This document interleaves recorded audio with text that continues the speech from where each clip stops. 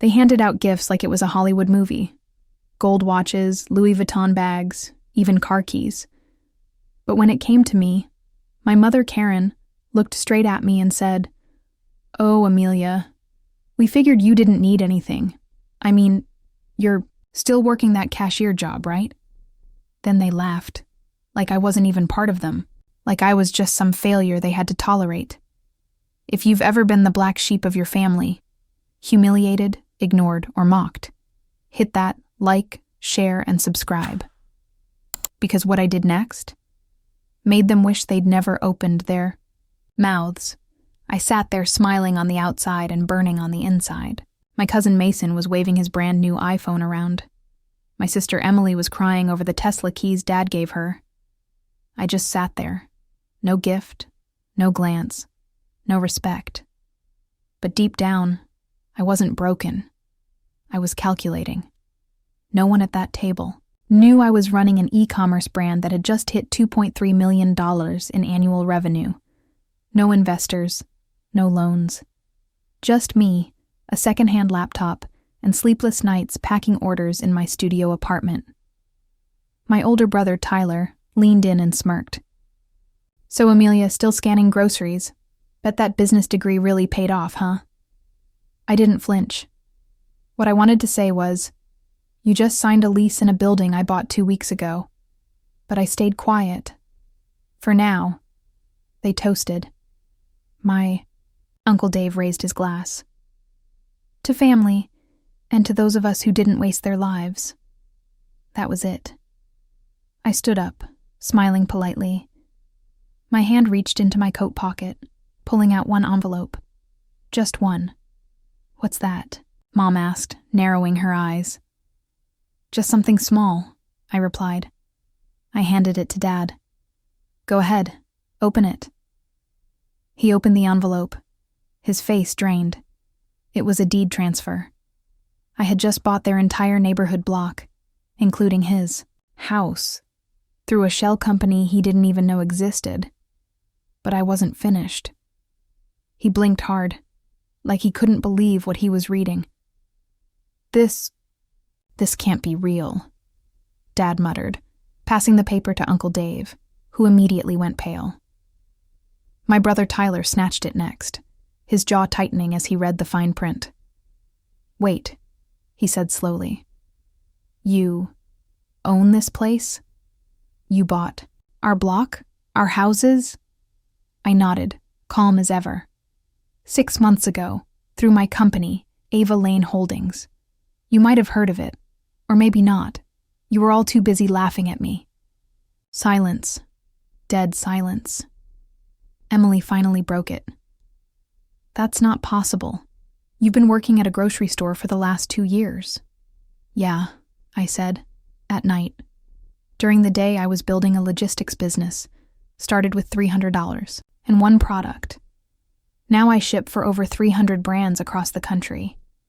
You guys said I'd never be anything. Remember that?" Mom looked stunned. "So you're rich?" I leaned in slightly. "Let's just say I paid for your new roof." With one client's monthly invoice. Their faces twisted. Confusion, regret, and something else too. Fear. Uncle Dave finally spoke. "So, what now? You gonna kick us out?" I looked around the room, let the silence settle again, and then I said, "I haven't decided yet." Their jaws dropped, and for the first time in my life, they listened. For years, they ignored my calls, laughed when I said I was starting something new, and treated me like I was invisible. But tonight, everything changed. My phone buzzed, a message from my biggest client. "Shipments doubled. We need you to expand." I smiled, knowing this was just the beginning. Tyler's voice cracked as he asked, "Why didn't you tell us any of this? We could have helped." I shook my head. "You weren't interested in helping me. You wanted me to stay small, quiet, invisible." I paused, looking at each face around the table. But I wasn't small. I was building an empire you couldn't see. Mom's eyes filled with tears.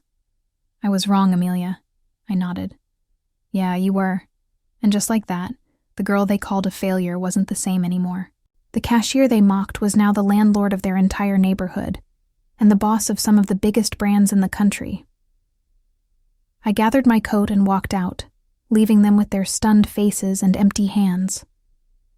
But this was only the start.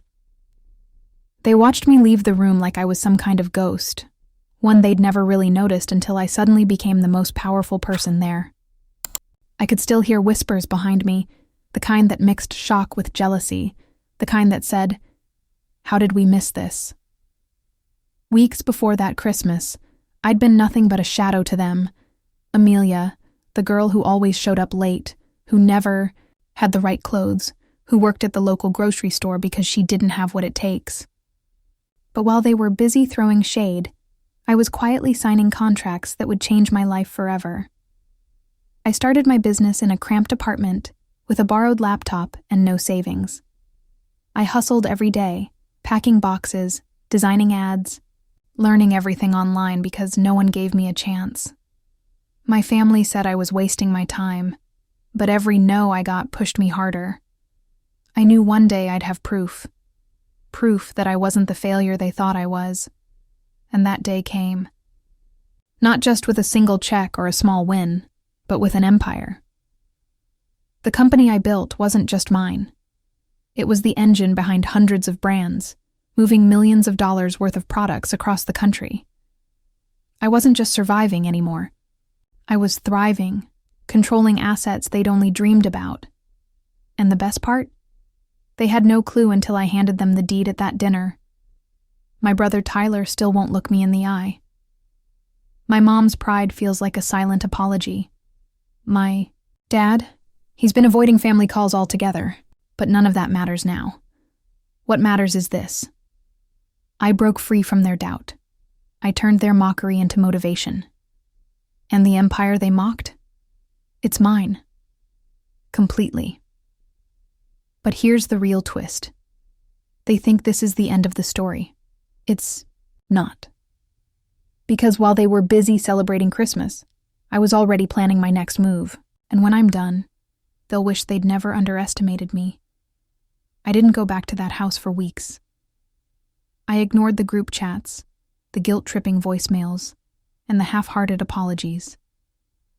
Suddenly, the same people who once laughed, when I couldn't afford gas money, were now sending me links to their business ideas and asking if I could mentor them. Tyler texted me, "Hey sis, I've got this fitness app concept. Could use your help. Wanna invest?" Emily posted an old photo of us online with a caption like we were best friends. "So proud of my brilliant sister Amelia." Even Dad emailed me a 2-line message. "Hope you're doing well. If you ever want to talk, I'm here." But none of it was real. None of it was love. It was desperation wrapped in fake smiles. So I did something they didn't expect. I threw a party. A massive one.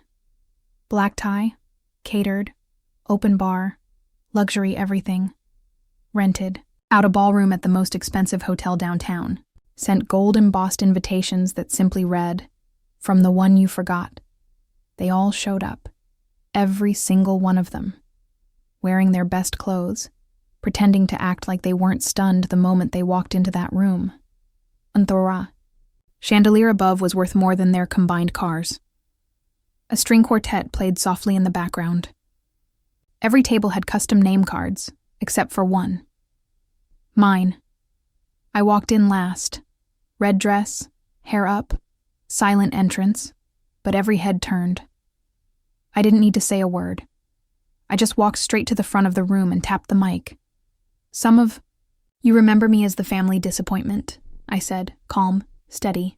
"Some of you laughed when I told you I was building something. Some of you didn't even bother to ask how I was doing.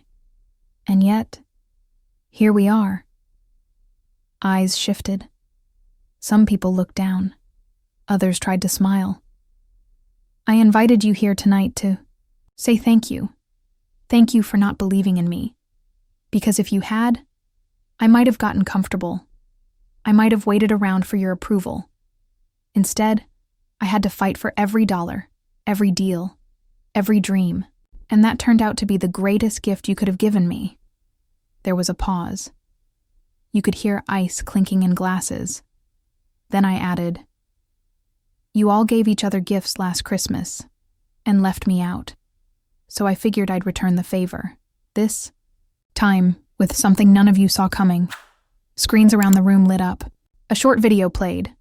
Clips of my warehouse, behind-the-scenes footage of my team, a New York Times headline. The 27-year-old behind the fastest-growing fulfillment brand in America. And then the last slide. Amelia Lane, CEO, NAR 127. Employees, net worth, $14.6 million. The room went silent again. I smiled, then looked directly at my dad. "Oh, and about your house. You're welcome to keep living there. Rent-free. Not for you, but for Mom." He nodded slowly. "Thank you. But Tyler," I added, turning to my brother, "I'll be needing that office space you lease. My team's expanding." His face dropped. I raised my glass. To being underestimated, the best motivation in the world. And in that moment, I wasn't just the girl they forgot. I was the woman they would never forget.